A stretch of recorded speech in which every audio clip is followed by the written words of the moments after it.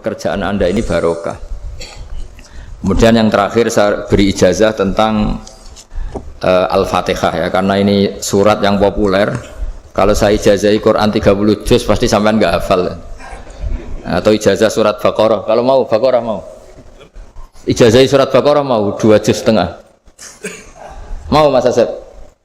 Ya Fatihah aja yang gampang ya. Nah, ya kulhu Fatihah ini paket ringan ini. Tapi pahalanya apa? Besar. Ini beda ya, artinya selama ini mungkin Anda baca tapi monoton ya. Tapi ini saya bacakan teks aslinya tentang istilahnya itu mazaya itu kelebihannya Fatihah. Saya baca Arabnya dulu, nanti ini terakhir ya, ijazah tadi kan saran-saran umum tentang sosial.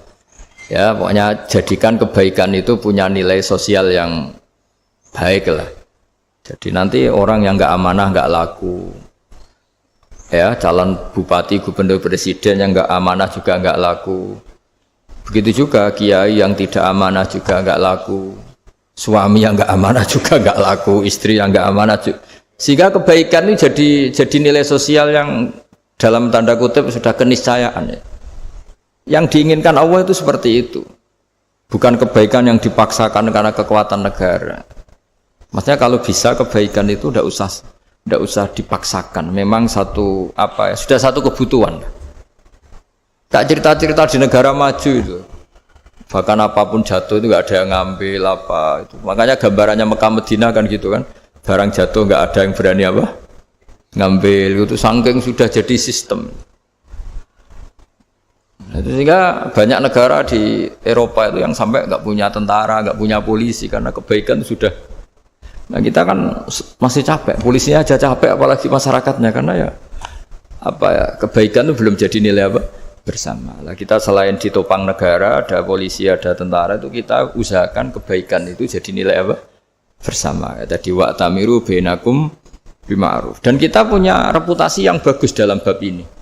Saya masih ingat kecil saya itu yang jilbaban hanya keluarga kiai. Sekarang rata-rata masyarakat itu jilbaban. Dulu yang sekolah SMP, SMA itu jilbaban kadang dulu malah dilarang ya, harus sama seperti itu seragamnya. Sekarang sudah boleh. Dan nyaman. Lama-lama yang dapat simpatik ya yang pakai pakaian model tertutup seperti itu. Lama-lama gampangane cara wong golek mantu ya golek yang seperti itu daripada yang blodor. Lama-lama jadi nilai bersama. Ya ingin saya seperti itulah. Di terminal juga sama. Orang mau makan cari warung yang kelihatan ada ayat kursinya, pakai jilbab, atau paling enggak dia enggak mungkin lah nyuguhkan yang tiren atau yang haram. Akan ada garansi sosial, ada apa? Ada garansi apa? Sosial dengan penampilan yang soleh itu kan, masa iya nyuguhkan oplosan babi gitu misalnya itu. Jadi nilai sosial itu harus harus benar-benar jadi nilai. Sehingga negara biar enggak capek-capek itu. Polisi juga gak capek kan, karena tugasnya corong Jawa mau ngawat-ngawati tok, tapi sudah tidak perlu tegang karena kebaikan sudah jadi nilai bersama. Ya, ingat-ingat ya ayatnya tadi, wa'tamiru bainakum bima'ruf. Jadi kebaikan itu harus jadi nilai bersama. Iktimar itu menjadi urusan bersama. Makanya kalau kita rapat besar disebut apa? Muktamar. Muktamar itu urusan bersama. Ya tadi, imamnya sholat juga menopang Gojek karena nggak lama-lama nopang Grab, nopang Kernet, nopang penjaga Indomaret, penjaga bensin, pom bensin.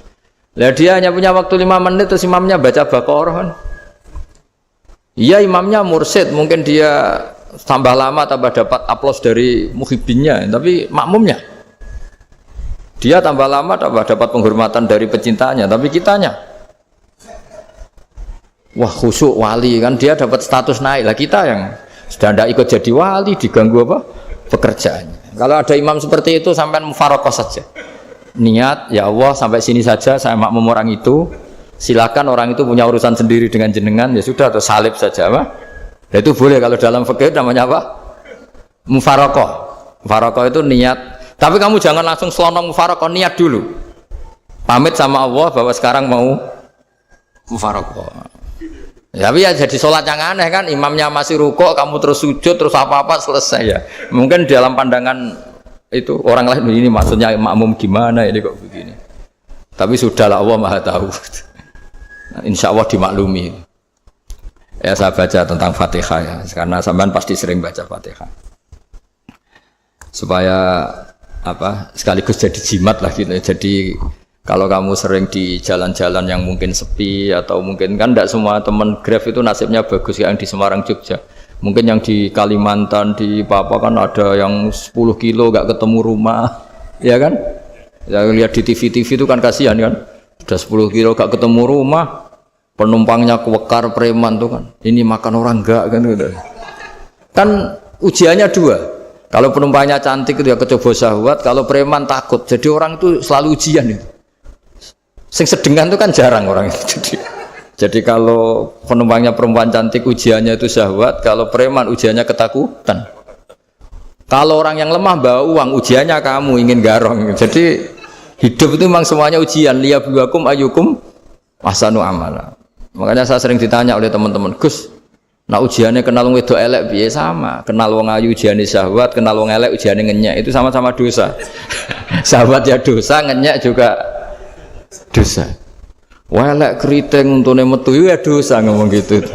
Kadang-kadang orang berpikir enak kancanan wong elek gak dosa. Kata siapa kancanan wong elek itu ya dosa karena bawaannya ngenyek. Ngenyek itu menyepelekan itu. Makanya saya itu ya nggak mau berteman sampean. Nanti kan bawaannya ngenyek atau seneng ya tidak tahu. Ya sudah ada takdir saja kalau ketemu ya tak ulang ngaji gitu. Tapi ini ngaji terakhir, setelah ini ngaji biasa aja, tidak usah resmi gini.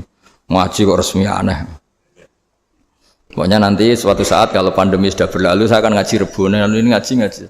Ini ngaji yang kurang bagus karena ngatur kiai kurang berkah ini. Nanti tapi ya lumayan lah masih mau ngaji.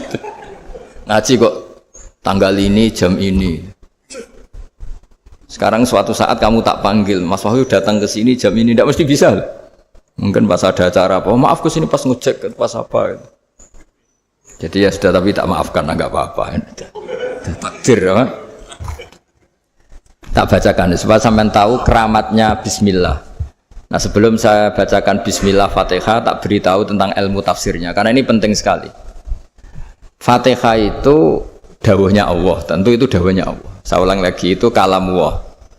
Tapi yang sudah diberikan kesampaian ke kita semua, sehingga seakan-akan itu menjadi dawuhnya kita ke Allah. Jangan salah loh ya. Fatihah itu dawuh Allah, tapi sudah diberikan ke kita. Sehingga posisi kita itu yang punya itu.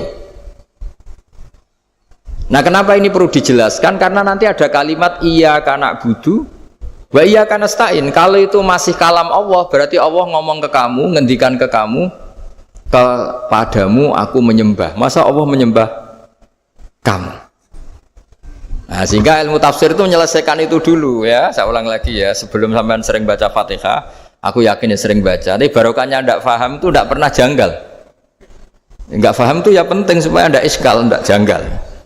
Sebetulnya di kalimat itu ada yang janggal. Kalau Fatihah itu kalimatnya Allah atau kalam Allah, bagaimana dengan kata-kata iyyaka na'budu? Masa Allah ngendikan ke kita, kepadamu kami menyembah? Masa Allah menyembah kita? Maka penyelesaiannya secara ilmu tafsir gimana? Semua ulama mengatakan, bukan satu dua, semuanya mengatakan di Fatihah itu semuanya diberi kawalan kalimat. Saya ulang lagi ya, di Fatihah itu semuanya diberi awalan kalimat qulu, katakan wahai hambaku begini. Ya, katakan wahai hambaku begini. Nah, begini ini pelajaran dari Allah yang sudah diberikan ke kita. Terus kita mengatakan bismillahirrahmanirrahim, alhamdulillahirabbil, termasuk kita mengatakan iyyaka na'budu wa iyyaka nasta'in. Jangan bayangkan Allah ngendikan ke kita. Kalau Allah ngendikan kita berarti gini, hei Wahyu, ihdinas siratal mustaqim, tunjukkan saya jalan yang benar. Nah nanti kamu terus, ya Allah, Anda aja minta tolong saya minta tolong siapa kan? Jadi panjang kan? Ya, saya ulang lagi ya. Jadi itu di Ulumul Quran diterangkan gimana? Sebelum baca Fatihah, ya. Fatihah itu kalamullah, ngendikannya Allah, tapi yang sudah diajarkan ke kita dan sudah milik kita, sehingga kalimat itu menjadi milik kita. Tapi ya kalamullah, tetap kalamullah, tapi sudah menjadi milik kita. Udah paham ya? Ya pinter nah. Ya, karena kalau tanpa penjelasan seperti ini Anda akan iskal. Bagaimana Allah iskal itu janggal, bagaimana Allah mengatakan iya anak budu. Kan jadi aneh kan? Ya, jadi tak jelaskan secara ilmiah ya. Jadi kata ulama-ulama tafsir, ayat-ayat Quran seperti ini sebetulnya dimulai dari qulu apa? Meskipun enggak dilafatkan. Itu kan sama dengan qul huwallahu ahad Muhammad. Katakan kalau Tuhan itu satu. Ya namanya Quran itu kan kalam Allah membina nabinya, membina umatnya. Makanya dikatakan atau enggak, di sini tersembunyi kata qulu, katakan. Ya. Jadi ya ibarat apa itu? Kamu ngajari anak kamu lah. Le, panggil jenengan bapak kula. Itu maksudnya anak itu kalimat itu kalimat kamu, tapi kamu ajarkan ke anak kamu. Terus anak kamu bilang, Pak jenengan bapak kulo. Nah, ketika kamu mengatakan jenengan, bukan kamu mengatakan jenengan anakku, berarti anakmu itu bapakmu, kan lucu kan?